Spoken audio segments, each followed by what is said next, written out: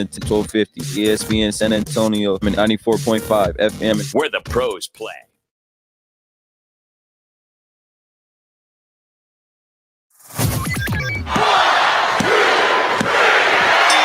Down for the Count with Brandon Medina and Dan Cialana. Ladies and gentlemen, boys and girls, children of all ages, ESPN San Antonio proudly brings to you the best show in the world.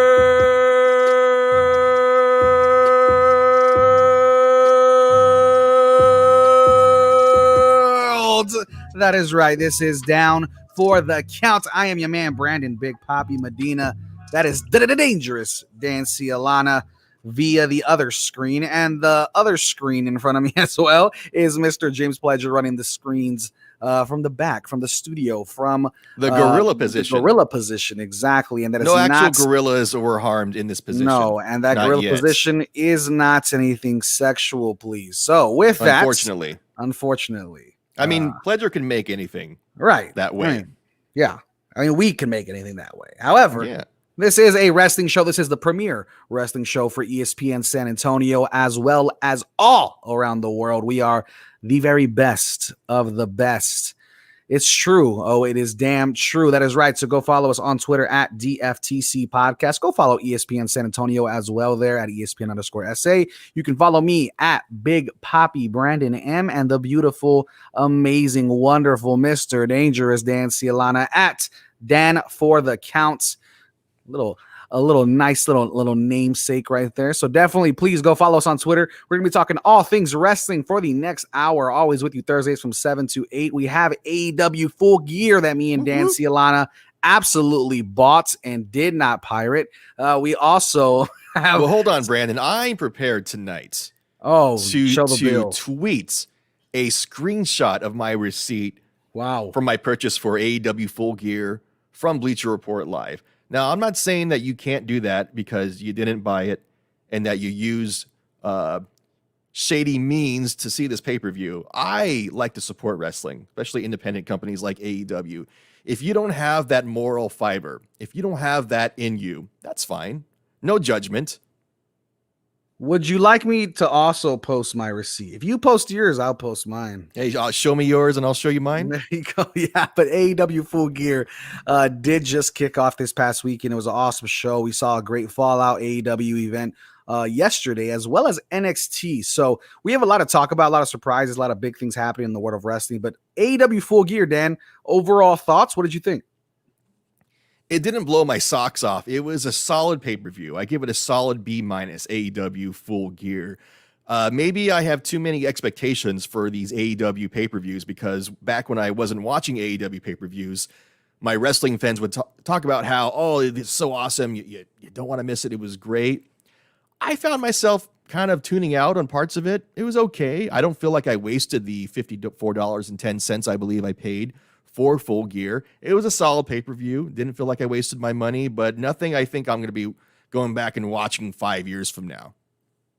Okay, so $54.10 is what it was, right? I think mine might have been a little less. However, you can get your coupon code or whatever you got there. Yeah, I think I had a coupon code for that one. But with $0 with everything. Full Gear was pretty good. I thought I agree with you. It didn't blow my socks off. It wasn't a AEW all out type of events. It was a good one. There were some surprises, of course. Obviously, we got to see the Young Bucks become champs again. What did you think, though? The big two storylines coming into this event was MJF trying to get into the Inner Circle. Not even there was no animosity between him and Chris Jericho. It was just he wanted to get into the Inner Circle, as well as Eddie Kingston being pushed heavily into the main event of this to face Jon Moxley in an I Quit match. What did you think about these two matches with it being so promoted and so advertised on AEW television?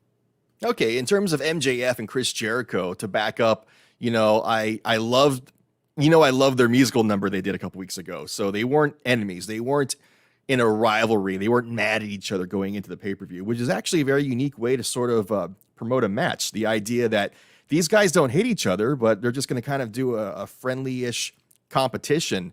For me, I'm kind of old school. I wish they had an issue. I wish they had something that they were really angry with each other about. And I assume because it's wrestling, eventually they will discover that they have problems with each other and they will fight. And we will see that angry MJF versus Chris Jericho storyline. Like I had shared into the lead up to AEW Full Gear, I don't know why the audience is supposed to care whether or not MJF gets into the Inner Circle. I didn't think it was a compelling storyline. I thought it was a good match, but I just didn't think the storyline leading up to it was something where you got to go, oh, I got to see this. I definitely got to see this. Yeah, I think, like you said, you're more of the old school mind. I am not so much of the old school as I am, I guess, just the new age style of wrestling. I understand it. I like it. I love it. I love me and you both enjoy the funny hijink stuff like Orange Cassidy and all that. However, this match was boring. I mean, I had no buy-in.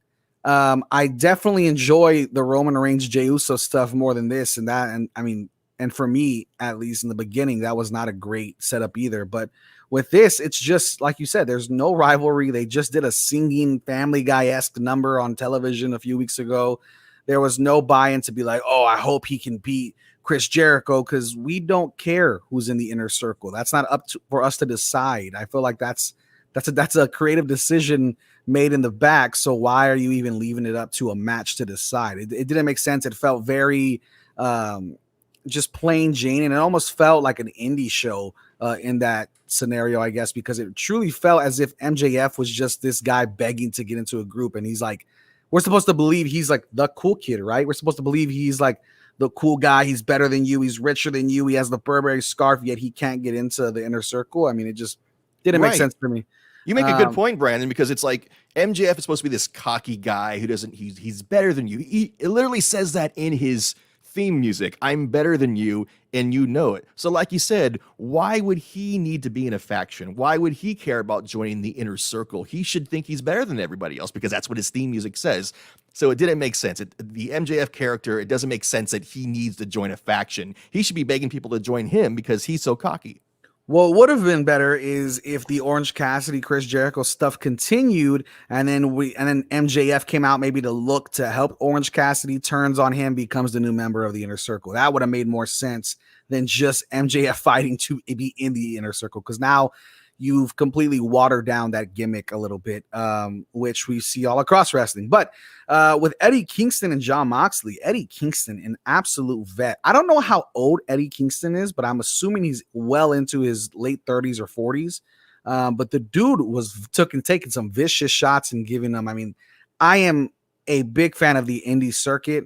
Eddie Kingston has been a veteran on the independent circuit, but I mean, Jon Moxley has not done a match like this in quite some time, and I forget how rooted Jon Moxley is in hardcore wrestling. I mean, wasn't he in the what's the company? I believe it's something GZW, something like that, where it's like the super hardcore deathmatch wrestling stuff. Jon Moxley was the champion of that, and Jon Moxley has roots in hardcore, deathmatch wrestling, hard stuff, barbed wire, and that's exactly what we saw. Dan, was this too much for you? Because I know you get a little squeamish. Was this too much for you, or was it just enough? I mean, we saw some tacks, we saw some nasty things. I actually enjoyed this match, and I actually had two reactions to this match when Jon Moxley made Eddie Kingston say, "I quit." At first, I thought, I wish they had found a way to not make Eddie Kingston say, "I quit." I wish there was some kind of schmaz, some kind of reason. Maybe Eddie Kingston's mom. The little some kind of gimmick to get out of it. Maybe Eddie Kingston's mom comes out and begs him to quit. That was my first reaction. I'm like, I don't like the idea of this guy who's been spending 17 years on the independents, and he said he'll never quit, and now he quits in his first pay-per-view main event. But the more I was thinking about it, I actually appreciate that AEW gave us like a legitimate ending to an I Quit match. They didn't pull any tricks. They didn't do any stunts. They actually paid off their gimmick instead of trying to find a cheap way to get around it like WWE often does. Like you said, with that match of Roman Reigns versus Jey Uso, where Jey Uso quit, but he only quit because Roman Reigns was beating up his twin brother. And that was kind of like a cheap way to get out of that. But in this match versus Jon Moxley versus Eddie Kingston, AEW Full Gear, there was no gimmicks, no cheating. They did a clean win, clean I Quit match loss. I don't think I've ever actually seen an I Quit match where someone legitimately says I quit with no other gimmickry or BS or shenanigans involved. I get that. I guess that, yeah, I mean, that makes sense. I guess the only other I Quit match that I can truly remember, like, thoroughly is The Rock versus Mankind way back when. That was another great I Quit match that I think has stood the test of time. If you watch that now. But they cheated. They cheated in that match. They actually played a recording. The Rock actually played a recording of Mankind saying I quit, so he didn't really quit. Oh, that's fair. Yeah, you're right. You're right. But I know, like, that, I mean, I'm talking about as far as brutality goes, this definitely lived up to an I Quit match. Oh, absolutely. Eddie Kingston wrapped the barbed wire around his bloody hand, was bleeding from his mouth, punching Jon Moxley in the head with a straight up fistful of barbed wire. I mean, it was great stuff. Good stuff. Because you're a sick bastard. Yeah, good old ECW style. You enjoy stuff. Pain. You enjoy people's pain. And then the big thing I think we saw from AEW when it comes to Full Gear is Kenny Omega is now going to be challenging for the title soon. But not only that, we saw a huge title change not many saw coming, and that is Mr. Cody Rhodes losing his belts. What did you think about this match, and what did you think about the ending? Well, I was very skeptical when the TNT Championship first debuted in AEW and when Cody Rhodes became the first TNT champion. I thought it was a way to kind of give him a championship and sort of get out of the stipulation that he had before where he couldn't challenge again for the AEW Heavyweight Championship. So I was kind of skeptical of this championship, but Cody Rhodes is not... Behind the scenes, Cody Rhodes is someone who's actually one of the suits behind the scenes. And I thought he was going to just keep the TNT championship just to show everybody, like, I can do it because I'm the boss. So he's being very generous with his championship. I think Darby Allin will be a great TNT champion, and I'm just happy for him. I think he's doing great, and Cody can't keep that belt forever, so good on Darby. Do you think Darby deserved it? That's the big question. Absolutely. Okay. No doubt about it. Okay, I love Darby Allin. Me and you are big fans of Darby Allin. It's been awesome to see the transformation as a confident wrestler he's had. When he came in, very much just a green, crazy, no limit type of guy doing all this crazy moves, crazy stuff that just would absolutely obliterate his body. Yeah, he comes to work to wrestle right after he gets off at Hot Topic over at the mall. Yep. Heads over to Dynamite. Exactly. Heads over to Dynamite. And then speaking of Dynamite, obviously, I know we got to take a break, but I do want to get into Dynamite a little bit before we go. Dan, we saw one of the most bloody matches I've ever seen on television. That's not pay-per-view. What did you think about Dynamite hosting such a great show, of course, but such a rowdy match where kids from all ages to adults of all ages are viewing, and maybe we were not expecting as hardcore as it got? Yeah, I have some definite thoughts about that after the break, about this bloody match. This is probably the bloodiest, most disgusting thing I've ever seen, definitely on AEW television since they've had their show in the last year and a half. But maybe, Brandon, the most graphic blood and guts wrestling match I've ever seen on cable TV ever. I got some thoughts about that after the break. Absolutely. And we'll be right back. We're talking about AEW's Fallout show, NXT, big title changes over there, Monday Night Raw, as well as the lead up to SmackDown tomorrow. So keep it locked. This is Down for the Count on ESPN San Antonio, 94.5 FM, 1250 AM, and on the go at ESPNSA.com/wrestling. At Boot Barn, we believe that the cowboy boot is an American icon. Today's boots are not only rooted in history, but are enhanced with modern technology features for the working cowboy. Ariat boots are built with advanced technology that provides the comfort and support of a high-performance athletic shoe, yet still has the functionality and durability of the iconic cowboy boot. And at Boot Barn, we carry over 250,000 pairs of Ariat boots nationwide. Ariat at Boot Barn. Allstate now has deeper savings, and deeper savings require deep thoughts and a deep voice, like mine. Save for being a new customer. Save more for adding DriveWise. And save even more for driving safely. Visit Allstate.com or contact your local agent for a quote today. As someone once said, saving today is money tomorrow. That's deep. Not available in every state. New customer savings based on early signing discount. Drive-bys is an optional feature. Savings vary based on how you buy. Subject to terms and conditions. Allstate Fire and Casualty Insurance Company and affiliates. Northbrook, Illinois. Diamonds Direct's doing something we've never done before. A spectacular 7-day store-wide event with 20% off and more. Virtually everything. It's all next week, November 16th through the 22nd. This is the pre-holiday sale everyone waits for. Taken to a whole new level for 2020. Get 20% off all designer and fashion jewelry, all eternity bands, earrings, bracelets, bigger selection, lowest prices, special incentive, an extraordinary sale for an extraordinary year. November 16th through 22nd only, and only at Diamonds Direct. At the shops at La Cantera. We've all spent a lot of time at home, and now that it's winter, that means more time at home watching movies and shows. Time to upgrade your home theater experience. Jason Minix here for BSG, the company that brings you the best in home security and smart home technology. Not only is my security system from BSG, they also installed a lot of my smart home technology, including my surround sound speaker system. This Christmas, give your household a gift all will enjoy. Enjoy games, movies, and TV shows with the booming sound and state-of-the-art technology and equipment all at your fingertips. You know, every room in every house is different. BSG will ensure that you're getting the best sound for your room for the ultimate home viewing experience. BSG will beat any competitor, guaranteed by 10%. Deferred payments up to 6 months, and they offer low interest in-house financing. BSG is a great local company in business in San Antonio over 20 years. Call 210-877-1222 or bsgtexas.com. Oh, oh, oh.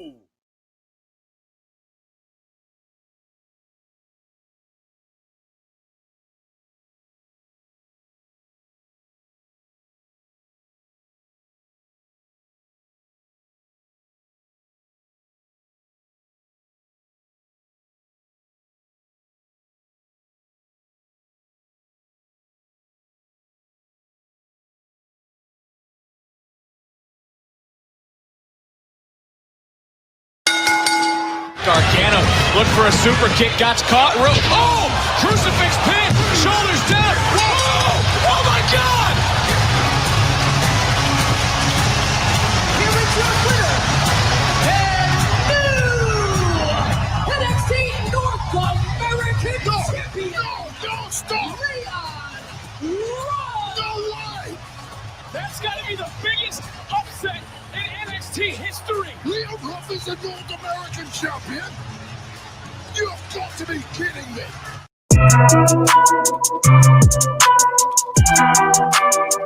That was last night on NXT. Leon Ruff defeating Johnny Gargano in a huge upset for the NXT North American Championship. Someone who's often upset. I'm Dangerous Dan Cialana, here with my tag team partner, Brandon Big Poppy Medina, James Pledger running the gorilla position. This is Down for the Count, your ESPN San Antonio wrestling show, and we are talking all things wrestling and continuing to talk, Brandon, about the fallout from AEW Full Gear and also the very, very disgusting blood and guts match last night. They called it a bunkhouse match last night on AEW Dynamite. And I don't know, maybe it's a generational thing. When I hear the word bunk, it's in a bunkhouse. I can't say on radio what comes to mind, but right. But it's just strange. But what did you think of this bunkhouse match last night, Brent? QT Marshall and Dustin Rhodes versus the Butcher and the Blade. Now, I think there was some blades in this match. I think some wrestlers bladed because this was bloody as hell. We saw some crimson masks, as they say.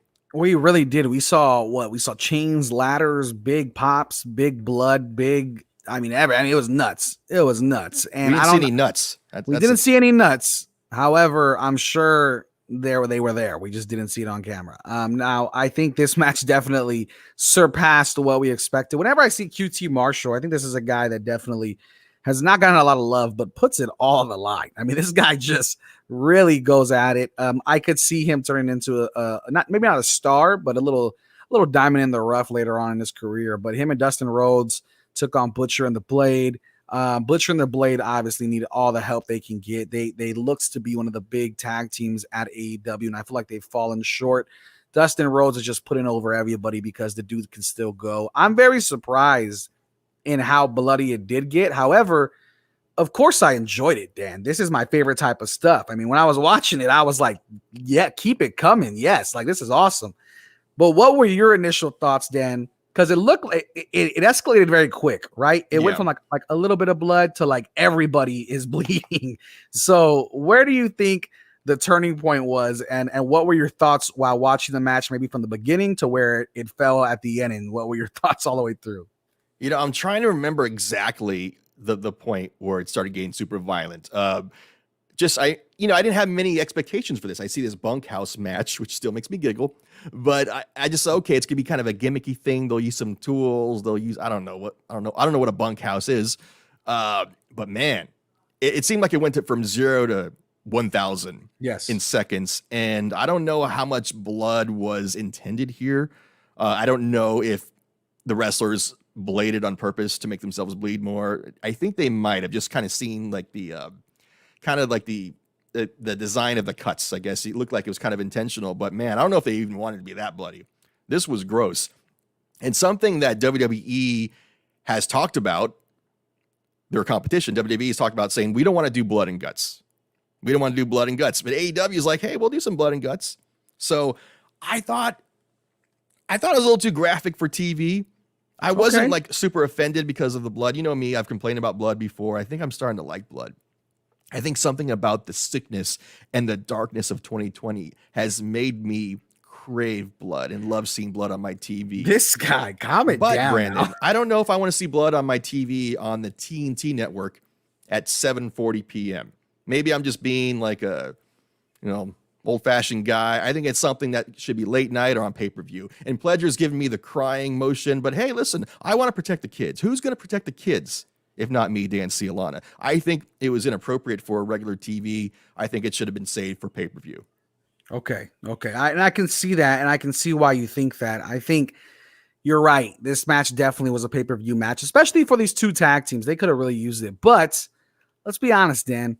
I don't think AEW's drawing as much as they like for pay-per-views. So I think this match made sense to put on television for any just generic viewers. Now, also with that, we saw an incredible match, Dan. I mean, one of my favorite matches I've seen on AEW, which was Mr.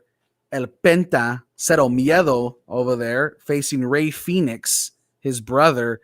Pentagon Jr., Rey Fenix, incredible match. Two brothers. I don't know the last time we saw brothers fight besides Kane and Undertaker in storyline, right? These guys are legitimate brothers.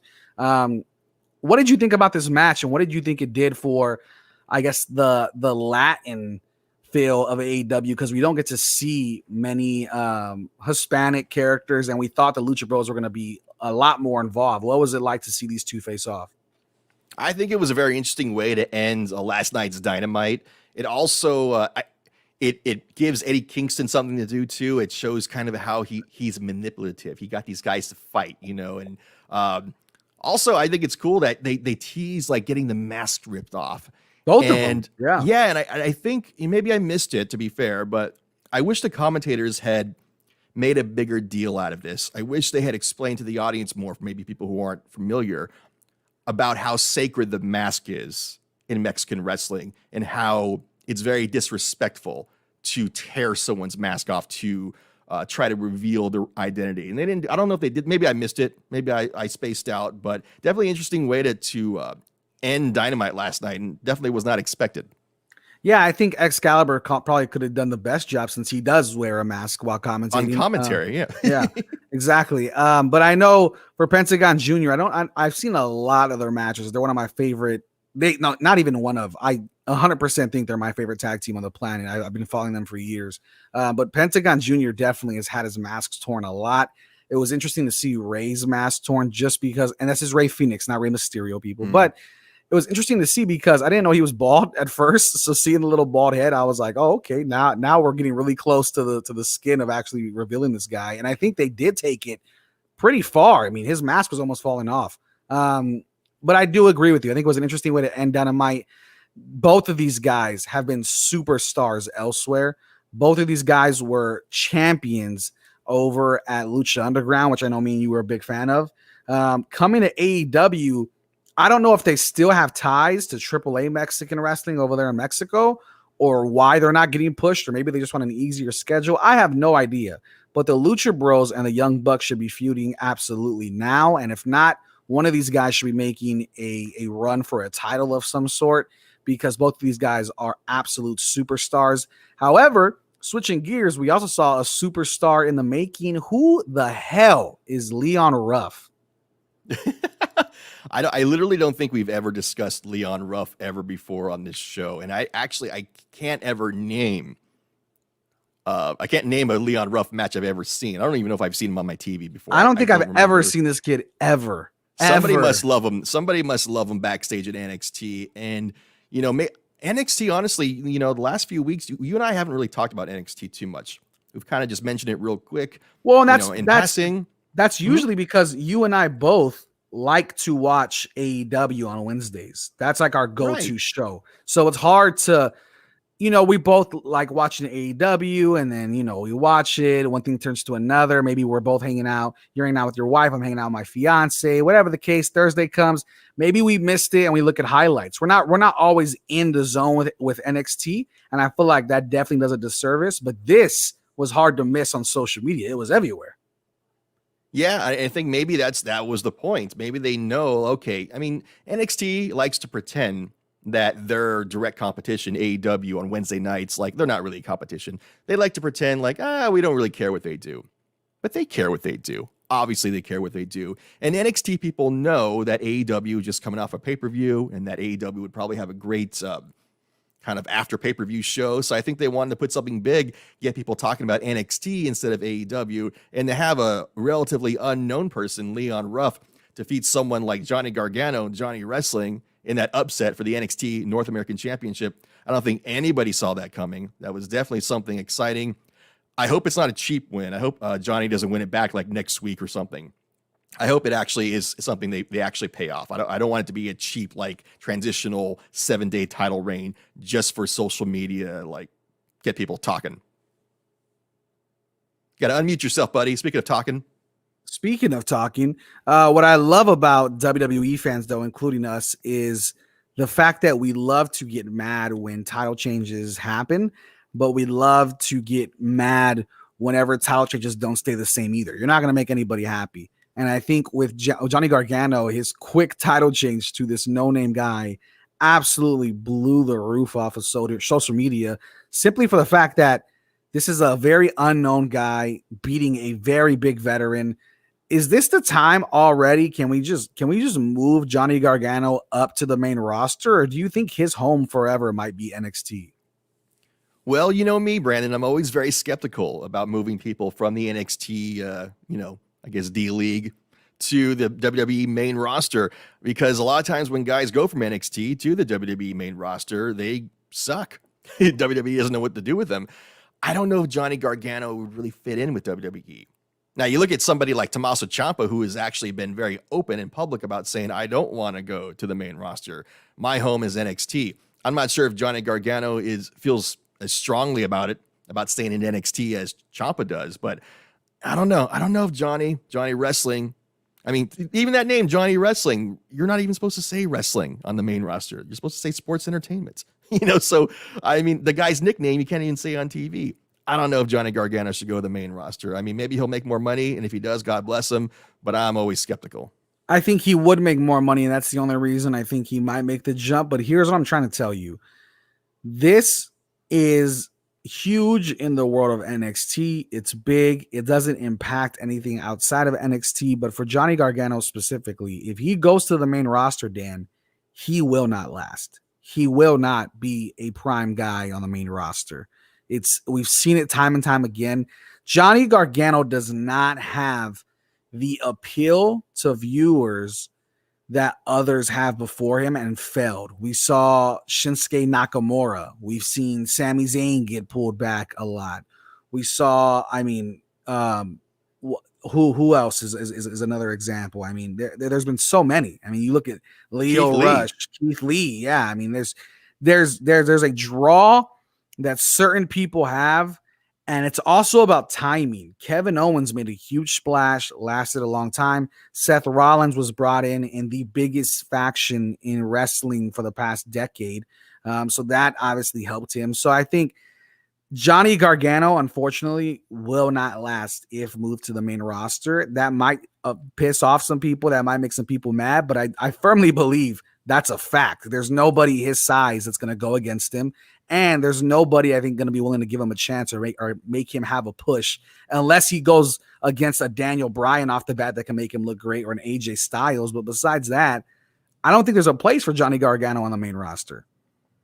But I think there's a place for you to keep listening to Down for the Count. We are your ESPN San Antonio wrestling show here every Thursday night at 7 talking wrestling. I'm Dangerous Dan Cialana. He's my tag team partner, Brandon Big Papi Medina. James Pledger running the gorilla position. This is Down for the Count on 1250 ESPN San Antonio, 94.5 FM, and on the go at espnsa.com/wrestling. Jewelers all over town promise that they absolutely guarantee the lowest price and try very hard to get you to buy today. But when you say not now, they suddenly offer you a 25% discount.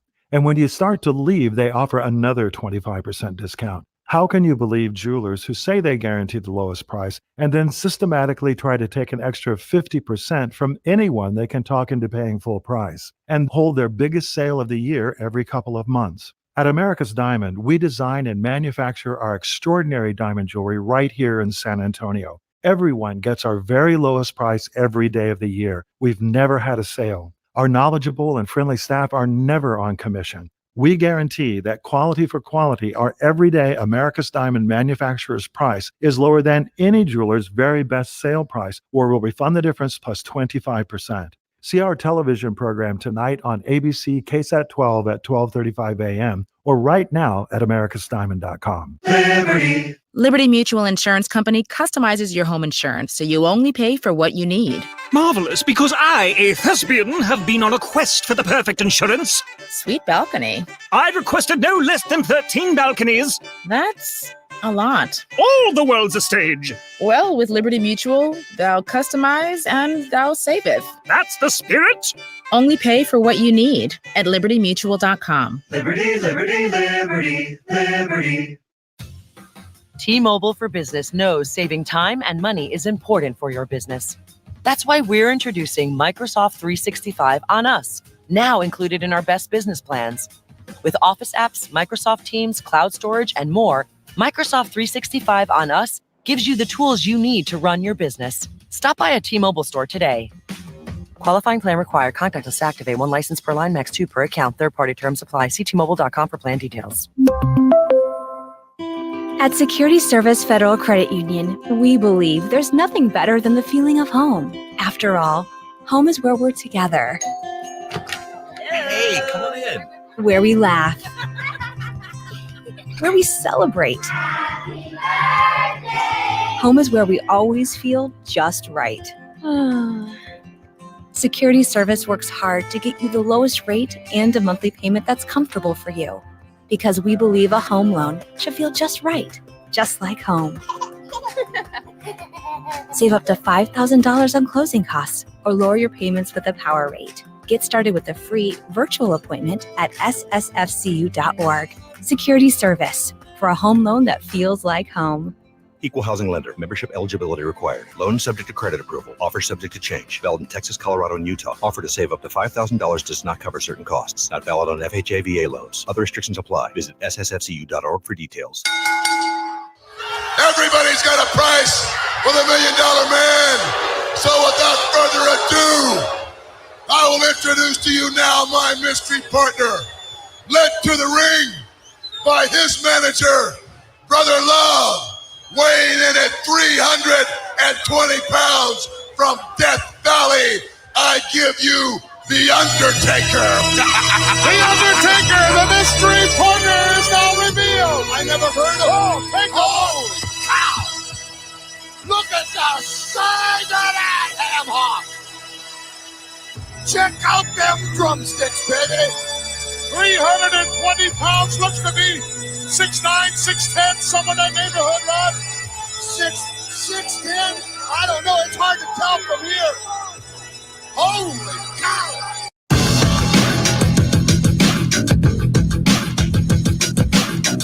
Welcome back to Down for the Count on ESPN San Antonio. My name is Brandon Big Papi Medina. That is the dangerous Dan Cialana, and running us in the gorilla position, as I said, the gorilla section.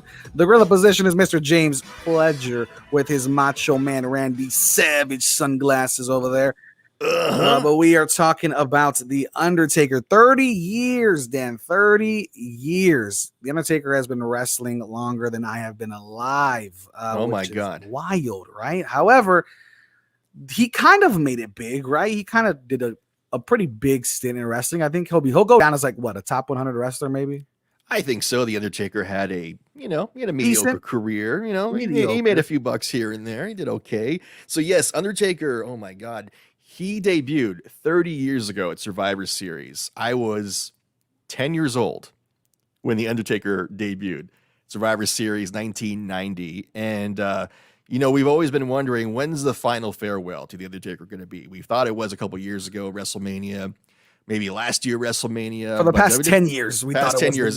No joke, actually. I remember back in like 2003, 2005, there was rumors about whether The Undertaker was going to retire if he was too old to wrestle. That's 15 years ago. Goodness. So Survivor Series on November 22nd, WWE promises that this will be the final farewell to The Undertaker. And there's not going to be any match or anything. He's supposed to be on the show somehow. We don't know what capacity, if he's going to be doing any kind of cinematic thing or just being there. Maybe they'll do a roast of The Undertaker. I don't know what they're going to do. That'd be awesome. So yeah, that's going to be a tearjerker for me because, yeah, Undertaker's been around longer than you've been alive, and he's basically been around as long as I've been watching wrestling. I think I probably have been watching wrestling for maybe 2 years before The Undertaker debuted. So, man, 30 years, 3 decades. I don't think there's any career that's ever going to top that. You look at like the streak, the WrestleMania streak. What was it, like 22? And now people are getting mad. Yeah, something like that. It was in the 20s, yeah.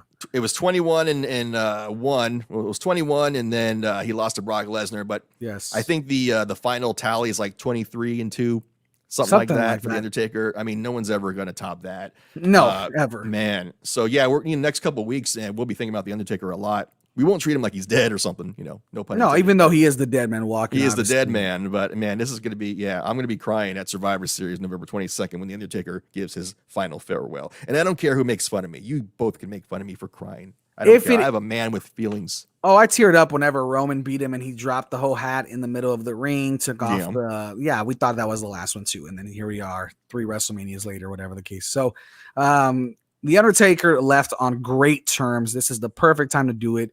He left with an amazing cinematic match trailer movie, whatever it was, with AJ Styles. AJ Styles most likely is the Shawn Michaels of the new age wrestlers, basically. So I think he left off exactly where he'd want to. That was the one guy I know he wanted to face. We never did get to see the match of all matches, and it's way too late to even try it. But had we ever seen John Cena and The Undertaker at WrestleMania, I'm sure that would have been absolutely incredible. Well, we did see it once. We did see it one time. It wasn't a real match. It was like 2 I was minutes there long. live, and that was absolutely not a match. Was that in New Orleans? That was in New Orleans, and it was awful. It was basically a squash match of John Cena. It counts. Yeah, I guess it counts, but I think Undertaker definitely has had some incredible matches. Of course, we remember Brock Lesnar. We remember a lot of the crazy, Inferno matches and Buried Alive matches and stuff like that. So, and we have a whole pay-per-view dedicated to the match type that he basically created, Hell in a Cell. So, The Undertaker is a legend, of course, definitely top 3, top 5 wrestlers of all time. But to your comment though, Dan, are we just going to disregard that? Do you think Ric Flair wrestled over 30 years? Like, he was on top for a while, and I feel like he was always on television for a long, long time. Right. Yeah. He probably wrestled longer than 30 years. Probably Taker and Flair. That's it. Like, I've ever had that long of a career. But in terms of like maybe somebody staying at one company, that's a big deal 100%. About Undertaker. Undertaker never, even during the heights of the Monday Night Wars versus WCW, Undertaker, from all accounts that we hear, never was tempted to go jump ship and work at WCW. He was loyal to WWE even when WWE looked like it was going to go out of business. Mark Calloway, The Undertaker, is a loyal man, and that's part of his character, both in ring and outside of the ring. So I don't think there's going to be ever another wrestler, another person like Mark Calloway, the Undertaker. Yeah, and we got to see a lot of different wrestlers on social media try to dress up like him. If you want to go check that out, go follow WWE at WWE on Twitter. That looked pretty cool whenever they had a bunch of different people trying out his garments over the past 3 decades. That was pretty interesting. That sounded kind of weird. I think you made garments? it sound weird. I think you made it. I feel like garments. Guy needs to make money. I agree with you. Listen, Undertaker's OnlyFans would make a lot of money. However, when we're talking I'm on the about $5 tier, so I don't get to see too much. Because he's the Undertaker, are they undergarments? There we go. Nice. He's got jokes for days here on ESPN San Antonio. Thank you, Pledger. But speaking of something deadly, something scary like the Undertaker, of course, we saw a match. What is it called? The final deletion? Is that what it was again, or what? It was the how many Elite deletions? deletion. There's been several deletions over several companies, actually. So we saw that on Saturday night AEW Full Gear pay-per-view. We saw Matt Hardy versus Sammy Guevara the Spanish God, Sammy Guevara. That's right. At the Hardy compound. It was called the Elite deletion. And I thought it was kind of cheesy. They're all cheesy. All those deletions are cheesy. I mean, any match that starts off with a drone delivering a hologram message is going to be cheesy. But I'll tell you something that I love about this whole Matt Hardy deletion thing. He has kept his character consistent and has done this deletion theme over 3 wrestling companies. I don't know anyone else, at least I can't think of anyone else, any other wrestler who's been able to continue a somewhat coherent storyline and a character across 3 different companies. I think that's very impressive for Matt Hardy. You know what's so funny? You said that, and such a random person jumped to my head when you said, I've never seen somebody keep a consistent character and consistent storyline through 3 companies. I don't know why this is such a blast from the past, but I immediately thought of like Raven. Like I feel like Raven was very consistent. That's actually a really good example, actually. Yeah, I mean, what was it? WCW, ECW, and WWE. Yeah, and he kept the same very just like monotone, scary brawler, around the corner in your little, street over there beating people up kind of guy. Yeah, he kept the same shopping cart, all that stuff. So that was a wild name that just popped in my head when you mentioned that. But yeah, I agree with you. To look at this match, it definitely was a little cheesy. Most of Matt Hardy's matches these days are. He's definitely more into the cinematic matches, which we've been seeing. 2020 might be the year of cinema wrestling. Was it not, Dan? I feel like we saw so much. I think so. I know we got to go to break soon, but I think one thing that's cool about Matt Hardy is that he wanted to do these cinematic matches. So WWE didn't really want him to do it. So he moves over to AEW, and then what happens? COVID shutdowns. And then WWE, the competition that let Matt Hardy go, they decide, we're going to do cinematic matches now. But now Matt Hardy works for the competition. So Matt Hardy kind of had the last laugh on that. Yep, absolutely. And we're going to talk more about this final deletion in our own little version of the Firefly Funhouse when we come back over here on ESPN San Antonio, 94.5 FM, 1250 AM, and on the go at espnsa.com/wrestling. Liberty Mutual Insurance Company customizes your home insurance so you only pay for what you need. Marvelous, because I, a thespian, have been on a quest for the perfect insurance. Sweet balcony. I've requested no less than 13 balconies. That's a lot. All the world's a stage. Well, with Liberty Mutual, thou customize and thou saveth. That's the spirit. Only pay for what you need at libertymutual.com. Liberty, liberty, liberty, liberty. T-Mobile for Business knows saving time and money is important for your business. That's why we're introducing Microsoft 365 on us, now included in our best business plans. With Office apps, Microsoft Teams, cloud storage, and more, Microsoft 365 on us gives you the tools you need to run your business. Stop by a T-Mobile store today. Qualifying plan required. Contactless to activate. 1 license per line, max 2 per account. Third-party terms apply. See T-Mobile.com for plan details.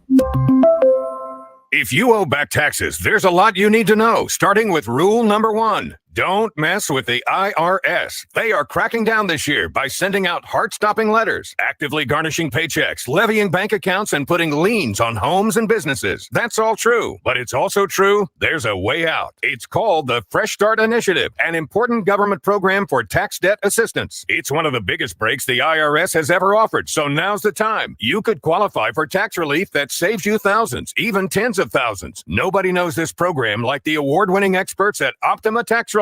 They have an A+ rating with the Better Business Bureau and will fight to get you the best deal possible. Don't mess with the IRS. For tax help you need, for tax help you can trust, call Optima now for a free consultation. Call 800-343-6460. 800-343-6460. 800-343-6460. Optima Tax Relief. Some restrictions apply. For complete details, please visit OptimaTaxRelief.com. The head coach of America's team, Mike McCarthy, joins the Blitz every Friday. When I came here on my interview, Kellen Moore was part of my initial thought process to put the staff in place. So, this was a day one decision. Mike McCarthy, every Friday on the Blitz. Brought to you by AA Best Bail Bonds. Your home for everything Cowboys is 1250 ESPN San Antonio and 94.5 FM. SmackDown has invaded Monday Night Raw's turf. Nia sent into the post. SmackDown and a spear by Charlotte. SmackDown is holding the ring here on Monday night. And Becky Lynch continues this all-out assault on Rousey.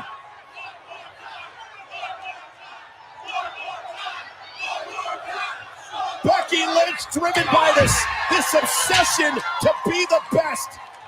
Upset that the world is talking about Rousey and not her. This is a horrific scene. Another steel chair shot right across the already injured arm. Becky may have a broken nose. Obviously, she doesn't care.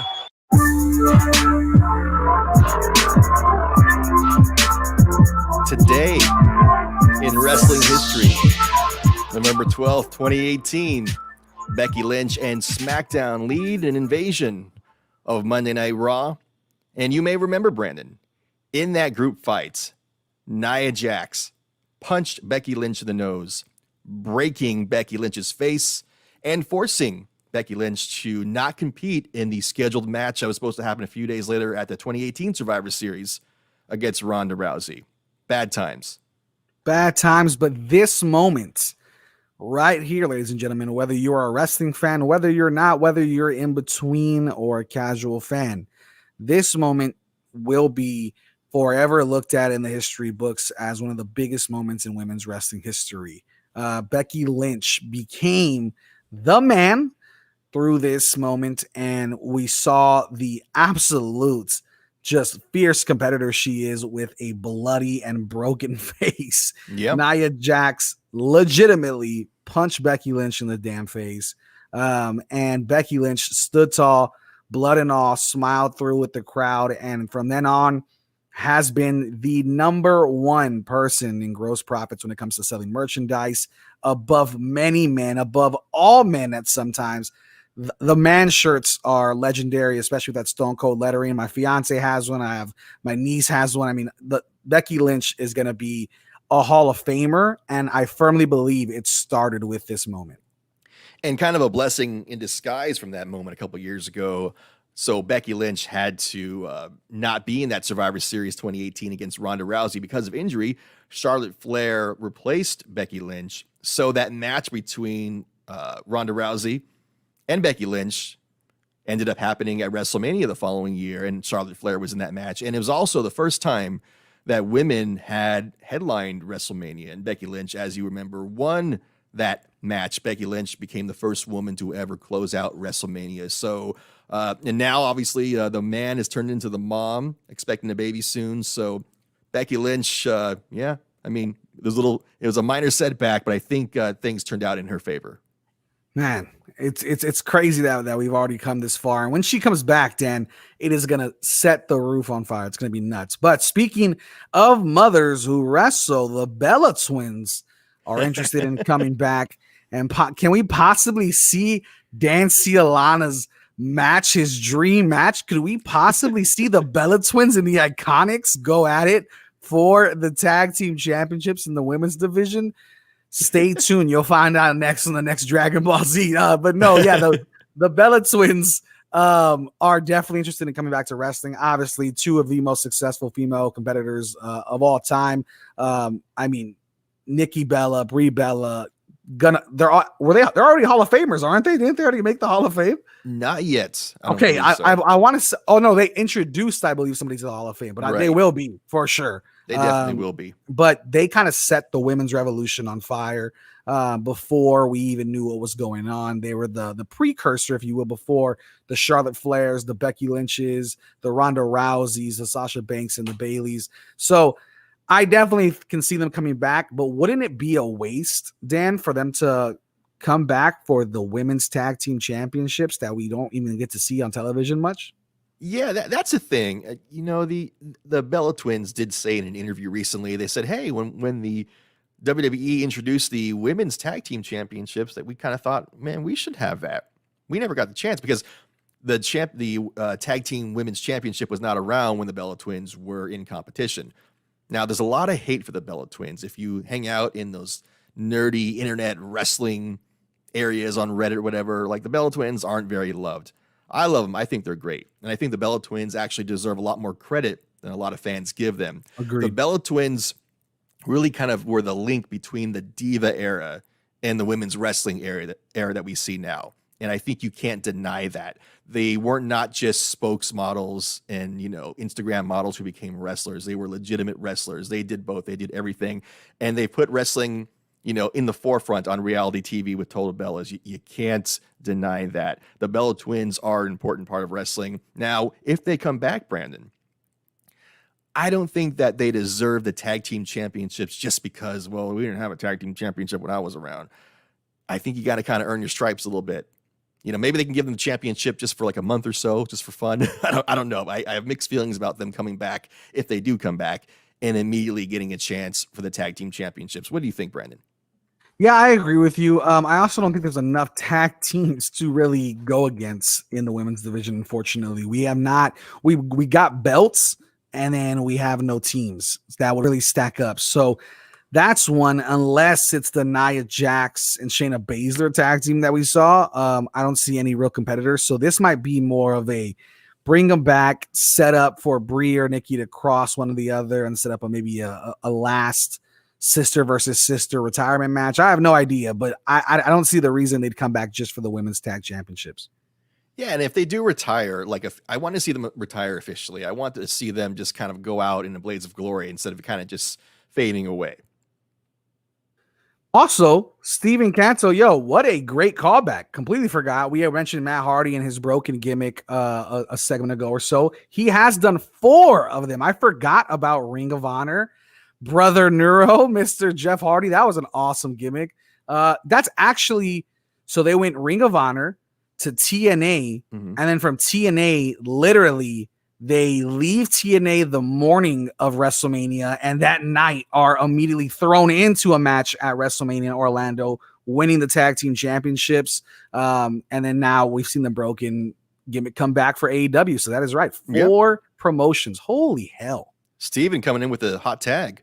Coming in with a hot tag over there. Yeah, absolutely. Now, going back to current wrestling, of course, Dan, or not even, current and past. Obviously, the Undertaker's 30th anniversary. We're going to see Survivor Series coming up next weekend. The Undertaker, Dan, is he a rock solid lock for the best wrestler of all time, or where does he rank in your book? Man, it's always so hard to just name one. But man, if they always talk about the Mount Rushmore of wrestling, even though it's cheesy. But man, if there was a Mount Rushmore, you got to etch the Undertaker's face on that mountain. You got to do it. Who's better in terms of longevity, in terms of great moments, in terms of loyalty to the fans? One of the best of all time. Maybe I'm not saying that he's not. I can't say he's the best of all time, and it's no slight against him, but I just can't name one. But definitely, he's in the top 3. Definitely. Yeah, absolutely. I think the only person that you can give any callback to, give any credit to when it comes to the longevity, career, and staying at their prime for the most part would be a Ric Flair. And I think besides that, I mean, we Hulk Hogan went too far, Ric Flair went too far, Sting went too far in his career. I think the Undertaker, if he ends it now, we're going to end it clean. We're going to end it fine, where Undertaker can absolutely retire as on top as he should be, where we don't want to see another Goldberg Taker match where he almost gets hurt legitimately. Yeah. So I think that's why I firmly believe we need to let him go. We need to let the gimmick go. WWE needs to let it die, rest in peace, if you will, and just let him be the Hall of Famer he is. So with that being said, he has to be first ballot. So if he retires in November, is Undertaker getting put in the Hall of Fame in April? Is that it? Like that's happening that quick? I think so, but I only want to see the Undertaker be put in the Hall of Fame if there is actually a Hall of Fame ceremony with fans. I agree. If it's just another COVID thing with like a digital board of faces, I don't want to see it. I want people to be there to enjoy. And that's actually something I'm going to look forward to, because definitely he's going to be in the Hall of Fame. To see the Undertaker, Mark Calloway, give like a heartfelt speech. It's only in the last few years that the Undertaker has even broken character in interviews and kind of revealed his own like real life persona. So that I'm look forward to the day we get to see Mark Calloway maybe even tear up, get emotional, talking about being the Undertaker. Because when I met him years ago at an autograph signing, and he stayed in character, he didn't say a word to me. He just shook my hand and nodded and moved on. Greatest moment of Dan Silana's life, though. Still, was like, I also got married, and I've had so third, right? Some top three for sure. Still in the Mount Rushmore of memories. But yeah, the Undertaker. I mean, nobody has the moments. Nobody has the charisma. Not even the charisma. The character itself has charisma without him having to do much. Yeah, I mean, think of anybody else who can just have like a sound effect play, just gong, people, and that's it, and have people go crazy. Nobody else. Nobody has that power. Nobody has that mystique. Nobody like The Undertaker. Absolutely. It's going to be sad to see him go after 30 years. The final goodbye to The Undertaker, November 22nd at Survivor Series. Yep, 30 years in the business, and we hope to give you 30 years plus, hopefully, here on ESPN San Antonio. We shall see. We've only made it past 2020, so let's calm the brink down a little bit. But however, I'm Brandon Medina. That's Dan Ciolano. We got Mr. James Pledger over there running the gorilla position. Thank you for joining us, and as always, that's the bottom line, because down for the count said so. Follow Down for the Count on Twitter at DFTC Podcast. Cover more ground with the